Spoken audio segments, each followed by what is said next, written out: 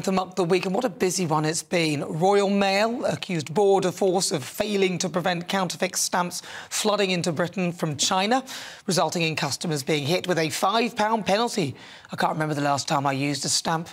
In the meantime, Alan Bates wants to see post office bosses jailed and is fundraising to bring about private prosecutions if sub-postmasters have failed by the inquiry into the Horizon scandal, which saw them wrongly accused of stealing money, a horrendous state of affairs which led some went and committed suicide as a result, which is very sad.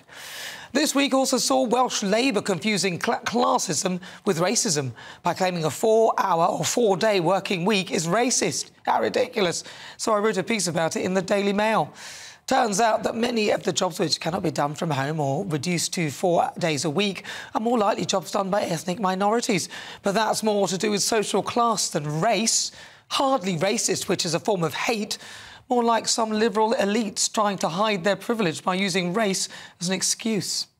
The greatest curse for people of colour are white liberals, because white liberals are there to treat black people as victims.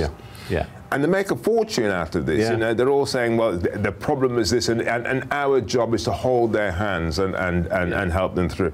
And I really have an aversion to do that. And I like to remind people of colour, we are courageous people that came to this country, and therefore we don't need to feel that we're pioneers. Exactly. Exactly. But listen, easy fix, make all jobs 4 days a week. Simple. Dr Hilary Cass doubled down in her Cass Review, which was published this week. She renewed her concerns that private gender clinics were exploiting a loophole, which meant that despite an NHS ban on prescribing hormones and puberty blockers to under 18s, private gender clinics continue to do so. The report also exposed gender clinics for refusing to confirm how many young people who started their treatments had changed their minds. So the Health Secretary stepped in and demanded that the NHS reveal the fate of some 9,000 children treated at the Tavistock clinic. It'll be interesting to see the results. Why would you suppress that information unless you've got something to hide? J.K. Rowling also refused to forgive the treacherous and very average actors she gave a platform to in her Harry Potter films after they turned their backs on her over her correct stance that trans women are not women and her wish to protect female-only spaces. On that list was Daniel Radcliffe and Emma Watson. J.K. said, even if you don't feel ashamed for cheerleading for what now looks like severe medical malpractice, where's your sense of self-preservation? The bandwagon you hopped on so gladly is hurling towards a cliff. The consequences of this scandal will play out for decades. The Greater Manchester Police have decided to investigate Angela Rayner, who says that she will step down if it is found that she has committed a criminal offence. Well, we saw what happened when Keir and the Durham Police dealt with Beergate, so I wait with bated breath to hear the findings. Watch this space. And, of course, lots of things going on. The Grand National kicks off today, which has already seen 2 horses die, and a flesh-rotting zombie drug is now flooding these streets in the UK. It's been a mucky all week.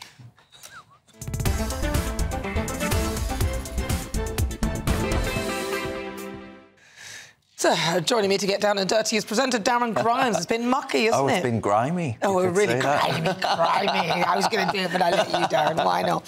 So what do you make of all of this, then? We've got a lot going on. We've got so much going on. You know, on that first story at the top of the hour there, when you were talking about Australia, I worry, Nana, that the reason they're not releasing the identity of this man is because they don't want to be accused of racism. What do you think? That's what I'm concerned about. But that leads neatly into your piece for the Mail this week, which was very good, by the way. Thank you, Darren. But you were arguing basically that to basically try and pigeonhole people by the colour of their skin and not base it around class, because there will be black and white people who you could put this metric onto and argue that actually, you know, a 4-day working week would hit them harder because they're doing jobs which can't be taken down to 4 days a week or working from home or whatever else it might be.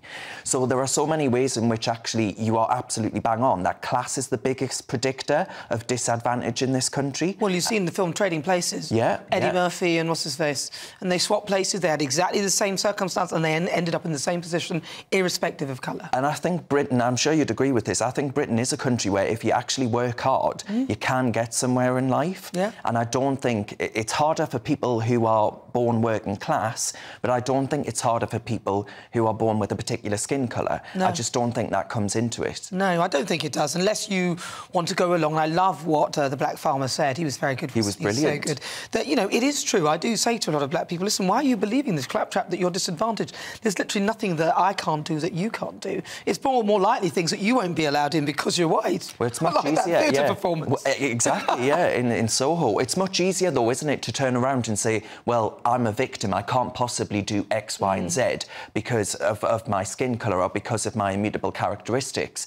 That's laziness, that's a cop-out. So I'm afraid these people are perpetuating victimhood, and that's what I reject in the strongest possible terms. Yeah, same. Now, what do you make of the Cass review now really sort of doubling down on its findings? Because, really, Dr Hilary Cass had to.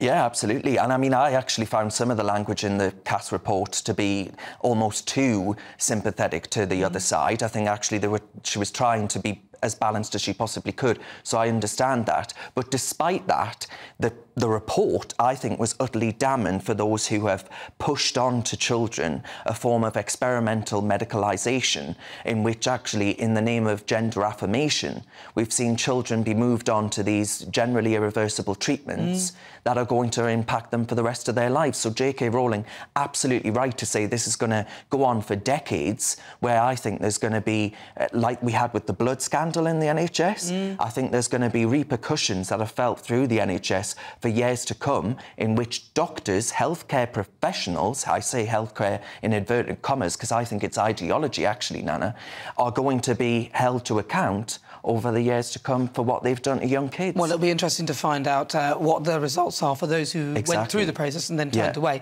And I don't understand why they didn't want to give that information. So they withheld the information. So now we'll hopefully get to find out. Absolutely. Exactly what's going on there. And very briefly, and finally, what was the last topic we discussed? So, well, last topic we were discussing... As you were listening. Yes, I was listening. I was listening. It was your column, and it was... we did that, and then it was... Oh, yes, the final thing.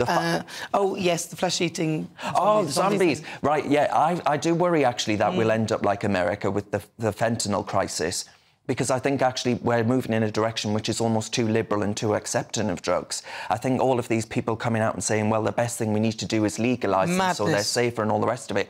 No way, Jose. I think even medicalising marijuana, for example... I think that's a gateway. Exactly, so do I. It's the opening gateway. And also, a lot of them is very strong and can cause psychosis. Darren Grimes, when are you on later on? 6 p.m, Nana, 6 p.m. We've got Emma Webb in, who's an absolute peach. So it's going to be a good show. Lovely. Darren Grimes, lovely to talk to you.